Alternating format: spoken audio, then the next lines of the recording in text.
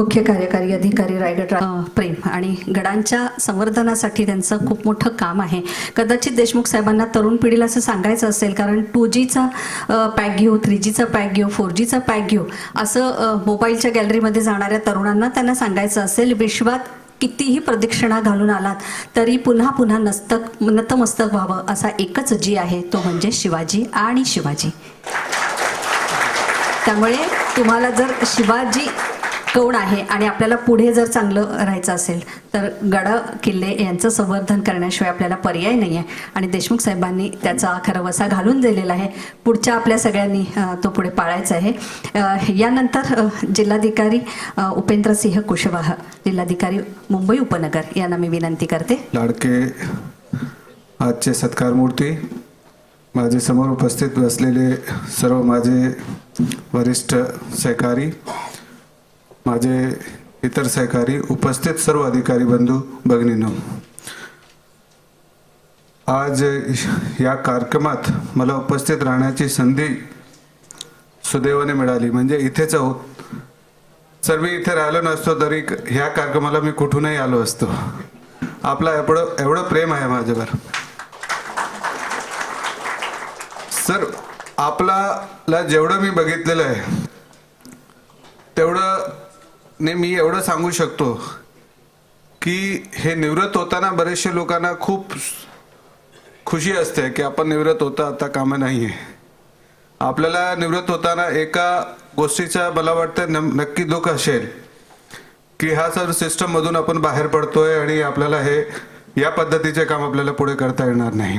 नक्की आपण समाजसेवा चांगली करणार आहेत, इतर माध्यमांनाही चांगले काम आपण करणार आहेत आणि त्याच्यापेक्षा दुःख आम्हाला या गोष्टीचं आहे की ज्या पद्धतीचं आपलं प्रोटेक्शन आम्हाला होतं आणि ज्या पद्धतीचा गायडन्स आम्हाला नेहमी मिळायचे, किंवा मला तर मागचे 1 वर्ष नाही, पुण्याची आणि इथली जर आम्ही 3-4 वर्षाचे जर बघितलं, माझे 5 वर्ष जर जिल्हाधिकारीचं टेन्युअर होत आलाय त्यापैकी जवळपास 4 वर्ष मी साहेबांच्या सोबत काम केलेलं आहे. तर 4 वर्षामध्ये मला असं कधी वाटलं नाही की माझ्याकडून काही चुकलं तर काय होईल, कारण मला माहिती होता की खरंच तर चुकू देणार नाही साहेब. अगोदरच सांगतील हे गोष्टी असे नाही असे करायचे आणि चुकलं तर आपण त्याला सांभाळण्यासाठी आहेत. मी ज्यावेळी सांगली जिल्हाधिकारी म्हणून गेलो होतो, माझं उदाहरण सांगतो, थोडं लांबेल सर बोलू ना. त्यावेळी मी फार असा मॅच्युअर किंवा नव्हतं आणि फार रॉ होतो. म्हणजे एखादी व्यक्तीने सांगितलंय की हे काम करायचे तर हे न बघता की तो कोण आहे, कशा आहे, होणार असेल तर हो म्हणायचे, होणार नसेल तर हे होणार नाही, हे 4 कारणे आहेत, मला परत सांगू नका. मग हे साहेबांनी मला शिकवले की हे पद्धती आपण करायचंच नाही जे काम होत नाही, परंतु ते टॅकल कसं करायचे.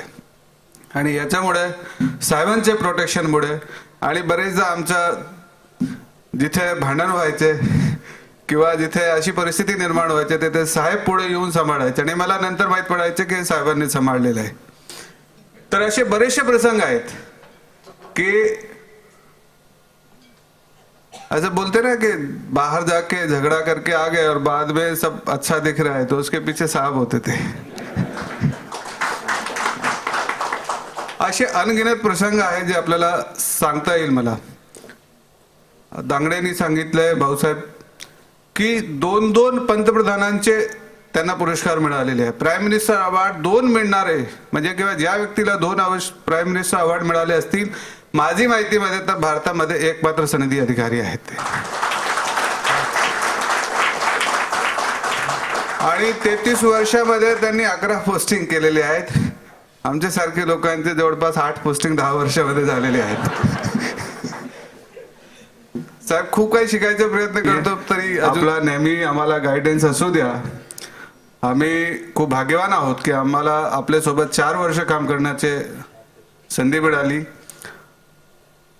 ही आज सकाळीचाही प्रसंग आहे. बरेचसे 4-5 लोक आमच्या सोबत त्या सभागृहामध्ये होते ज्यावेळी साहेबांचा सत्कारसाठी घोषणा झाली.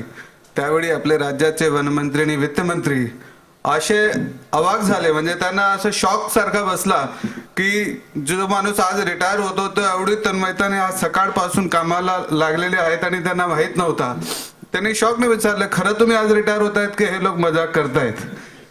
तर असे शेवटच्या छळापर्यंत काम करणारा व्यक्ती आज जरी कामातून म्हणजे सेवेतून रिटायर होत असले तरी राज्यासाठी देशासाठी ते नेहमी काम करत राहणार आहेत. आम्हाला सर आपलं मार्गदर्शन नेहमी लाभत राहणार आहेत.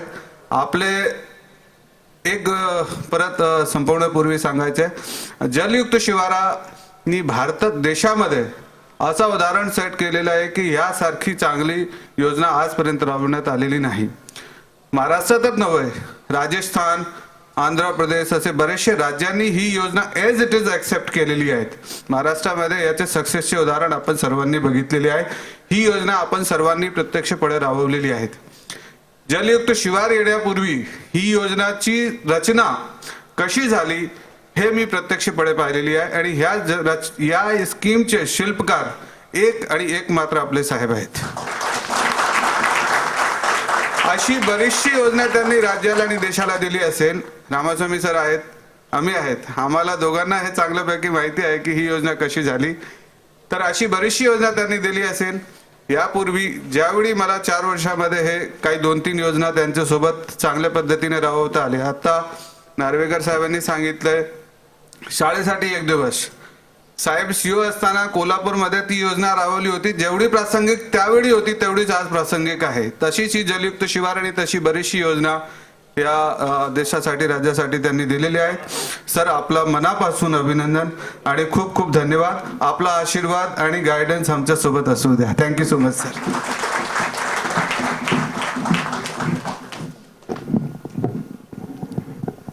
मिळालेले पण याची सुरुवात खूप आधी झालेली आहे. कॉलेजमध्ये असताना MSc करत असताना ॲग्रोनॉमी या विषयामध्ये ते विद्यापीठात प्रथम आले आणि त्याच वेळेला त्यांना सिल्वर मेडल मिळालं होतं. तिथून मला वाटतं या यशाची पूर्ण सुरुवात झाली.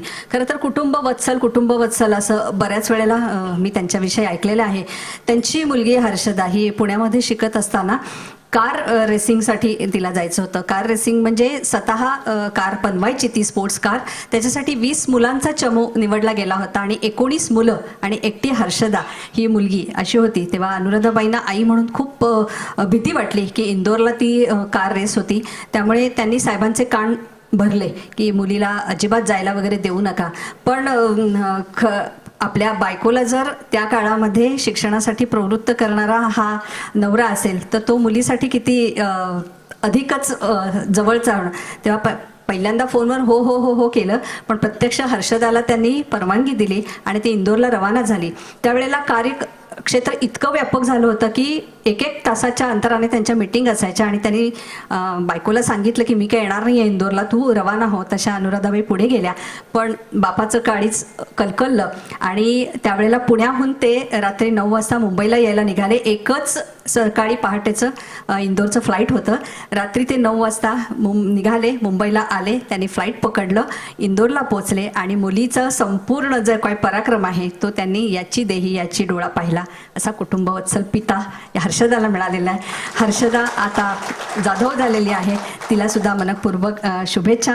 मयुराज देशमुख इथे उपस्थित आहे, स्वतः कॉम्प्युटर इंजिनियर आहे, दोघेही विद्याविभूषित आहे. अनुराधा आणि प्रभाकर असे माता पिता असल्यानंतर पुढची पिढी सुद्धा खूप चांगली होत आहे, यासाठी मी मनपूर्वक शुभेच्छा.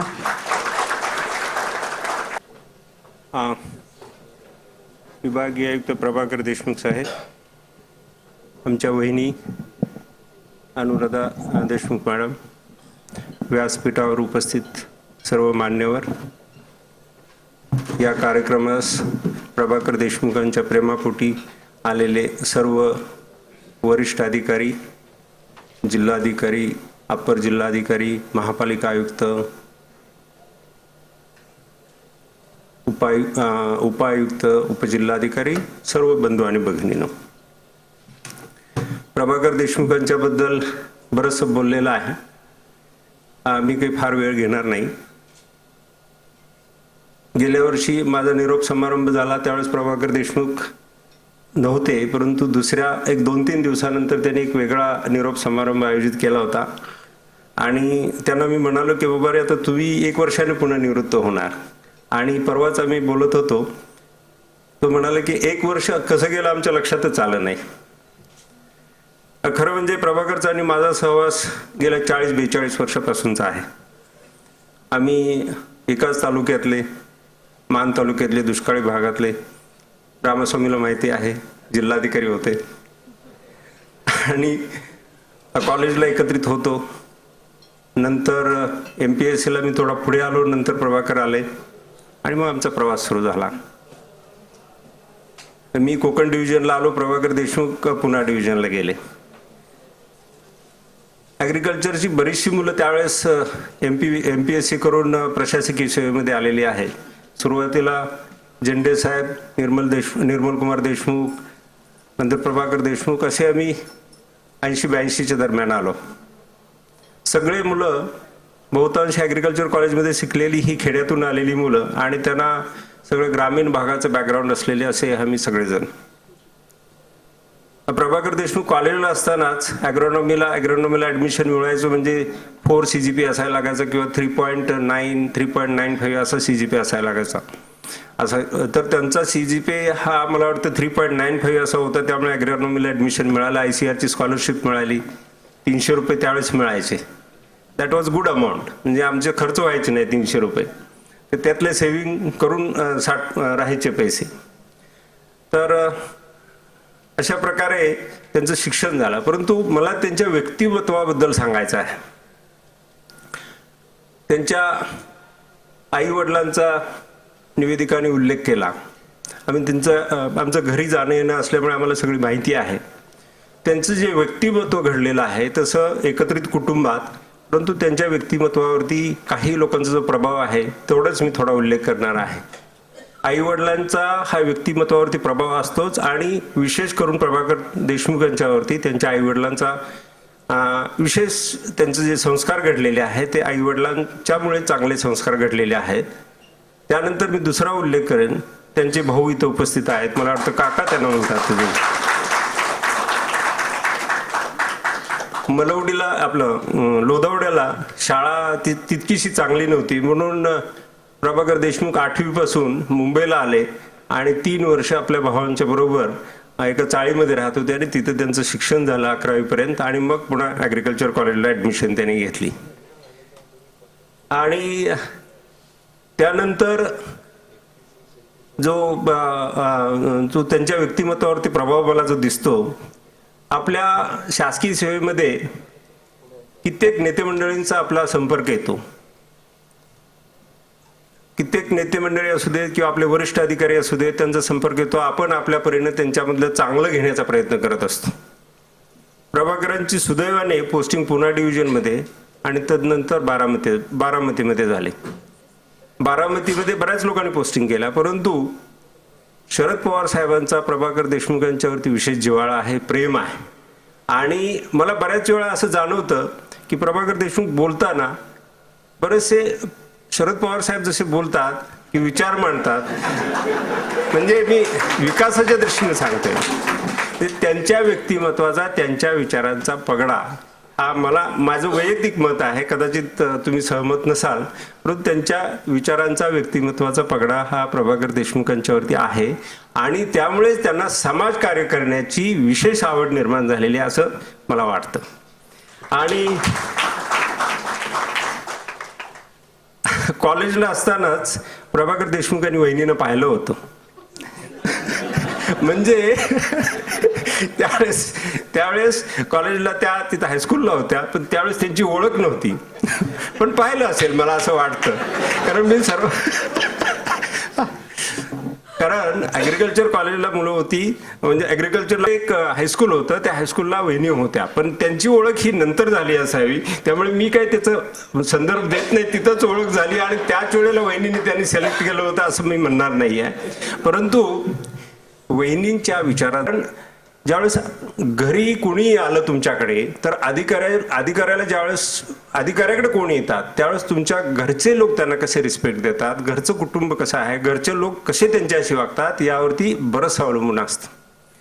मग अशी दोघा-तिघांनी सांगितलं की आम्हाला अधिकाऱ्याच्या घरी गेल्यानंतर, म्हणजे देशमुख साहेबांच्या घरी गेल्यानंतर कशा प्रकारे, म्हणजे एखाद्या कुटुंबात गेल्याप्रमाणे आपुलकीने त्यांचं सर्वांचं स्वागत करणं आणि चांगली साथ देणं, बरोबरीने साथ देणं, सुखदुःखामध्ये चांगलं समावेश होणं, हे वहिनींनी गेल्या 35 वर्षामध्ये केलेलं आहे आणि म्हणूनच प्रभाकर मला वाटतं यशस्वी झालेले आहेत असं मी म्हणेन. आता त्यांच्या कारकिर्दीबद्दल सांगायचं झालं तर आपण सांगितलंच की त्यांच्या 35-36 वर्षाच्या सेवेमध्ये फक्त 11 पोस्टिंग झालेल्या आहेत. मला वाटतं आम्ही त्यांना म्हणायचो की प्रभाकर देशमुख आता 3 वर्ष झाली, 4 वर्ष झाली, दुसरीकडे जा आता तुम्ही. तर असं प्रत्येक ठिकाणी जिथे जिथे ते गेलेले होते तिथे तिथे 3 किंवा 4 वर्ष निश्चितपणे तिथं सेवा त्यांनी केलेली आहे आणि त्यांनी त्यांचे बदल्या झाल्या ते खरोखर त्यांना मागून घ्यायचे अधिकारी. तर अशा प्रकारे त्यांचे काम करण्याची पद्धत, कामाचा अनुभव, लोकांना सोबत घ्यायचं जे कौशल्य आहे त्यामुळे त्यांची यशस्वी सेवा झालेली आहे. त्यांच्या कामाचा उल्लेख आपण वारंवार केलेला आहे, परंतु मी विशेष कामाचा जो उल्लेख करेन ते 3-4 गोष्टी मला ज्या प्रकर्षाने जाणवल्या. त्याच्यामध्ये MIDC ला ते असताना त्यांनी विशेष करून ज्या नवीन इंडस्ट्रियल इस्टेट करण्यासाठी प्रयत्न केले होते त्यामध्ये विशेष करून नांदगाव पेठ, विळे भकाड, कागल हातकणंगले ह्या सगळ्या इंडस्ट्रियल इस्टेट मोठ्या होत्या. त्याचं भूसंपादन, चाकण वगैरे अशा ज्या मोठ्या मोठ्या इंडस्ट्रियल इस्टेट होत्या त्याचं भूसंपादन करणं किती अवघड होतं. तर त्यांच्या कालावधीमध्ये मला वाटतं साधारण 15,000 ते 20,000 हेक्टर जमीन संपादित झालेली होती. कारण हे मला कसं समजलं की मी 2005-07 दरम्यान तिथे होतो त्यावेळेस सगळ्या जमिनीच्या त्या ह्या सगळ्या इंडस्ट्रियल इस्टेट होत्या, तिथल्या जमिनीचं वाटप केलं. त्यावेळेस मी माहिती घेतली की हे कोणी केलेलं होतं, कोण पाठपुरावा करत होतं. ते प्रभाकर देशमुखांनी त्यावेळेस मोठ्या प्रमाणावरती हे भूसंपादनाचं काम केलं आणि मोठ्या प्रमाणावरती तदनंतर आपल्या राज्यामध्ये उद्योग आले आणि ते उद्योगाला चालना मिळालेली आहे आणि राज्याचा विकास होण्यामध्ये मदत झालेली आहे. यानंतर एक दुसरा उल्लेख करेन, CEO असताना मला वाटतं कोल्हापूरला CEO होते. CEO असताना त्यांनी 2 गोष्टी अतिशय चांगल्या केल्या. त्यातले 1 दिवस शाळेसाठी हा उपक्रम मला वाटतं तुम्ही तिथंच सुरू केला आणि दुसरं आरोग्य आणि बचत गटाचं ह्या दोन्ही गोष्टी अतिशय चांगल्या प्रकारे त्या योजना तिथं राबवल्या आणि त्याचा फायदा झालेला आहे. आणि सर्वांनाच माहिती आहे की पूर्वी एक महात्मा ज्योतिबा फुले जलसंधारण अभियान ही योजना होती. मी जिल्हाधिकारी असताना आम्ही ती चांगल्या प्रकारे राबवत होतो, परंतु असं प्रत्येक जिल्ह्यामध्ये प्रत्येक जिल्हाधिकारी हा त्याच्या कौशल्याने त्याच्या पुढाकाराने ते राबवत होते. परंतु प्रभाकर देशमुख जलसंधारण सचिव झाले आणि त्यावेळेस आम्ही चर्चा करत होतो. त्यावेळेस त्यांनी हे मला सगळी संकल्पना सांगितली की अशा प्रकारे आपल्याला जलयुक्त शिवार अभियान अशा प्रकारे राबवता येईल. तर मी म्हणलं तुम्ही ही तुमची कल्पना आहे मुख्यमंत्री साहेबांना तुम्ही मांडा आणि जर राज्यस्तरावर ही योजना आपण घेतली तर निश्चितपणे त्याचा आपल्याला खरोखरच राज्यालाही फायदा होईल आणि ही अतिशय चांगली योजना आहे. आणि त्यांनी इतका अभ्यास करून आपण पाहिला असेल GR, मला वाटतं 20-25 पेजेसचा तो GR आहे.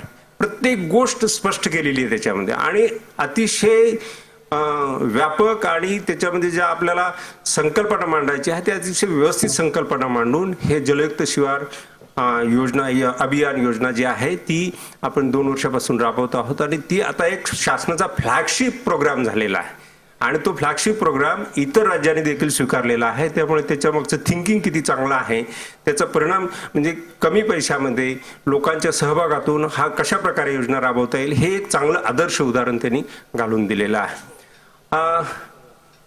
प्रभाकर देशमुखांच्या कौशल्यामुळे, कामामुळे, त्यांच्या प्रशासकीय कारकिर्दीमुळे त्यांना 2 वेळा पंतप्रधानांचा पुरस्कार मिळाला आणि मला वाटतं आणखी एक पुरस्कार मिळाला E-गव्हर्नन्स. असे 3 पुरस्कार, सर्वोच्च पुरस्कार त्यांना मिळालेले आहेत आणि ते असे एकमेव अधिकारी आहेत की ज्यांना भारतीय प्रशासकीय सेवेतील की ज्यांना 2 असे पंतप्रधानांच्या हस्ते पुरस्कार मिळाले. हे एक त्यांच्या कामाचं राज्य शासनानेच नव्हे तर केंद्र शासनाने देखील कौतुक केलेलं आहे.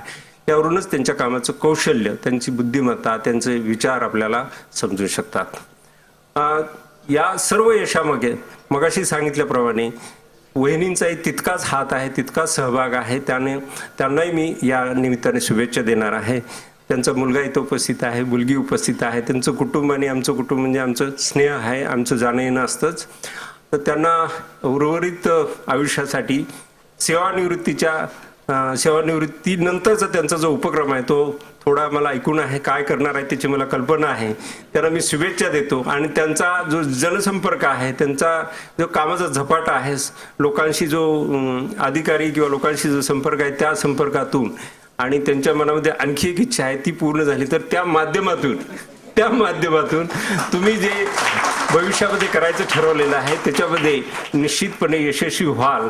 आणि आतापर्यंत आपल्या उपजिल्हाधिकारी संवर्गातून भाप्रसीमध्ये आलेल्या अधिकाऱ्यातून कुणी आमदार झालेले नाही. तुम्ही आमदार व्हावं अशी मी या कार्यक्रमाच्या निमित्ताने तुम्हाला शुभेच्छा देतो आणि मी इथंच थांबतो. धन्यवाद. ला गोप्यस्फोट तुम्ही केला की प्रभाकर देशमुख यांनी अनुराधाबाईंना कुठे आणि कसे पाहिले, पण दुसरा एक त्यांचा गुण मी सांगते आणि मला माहिती आहे की इकडे तिकडे पाहून काय नाही, फाईल आली की ती पूर्ण पाहिली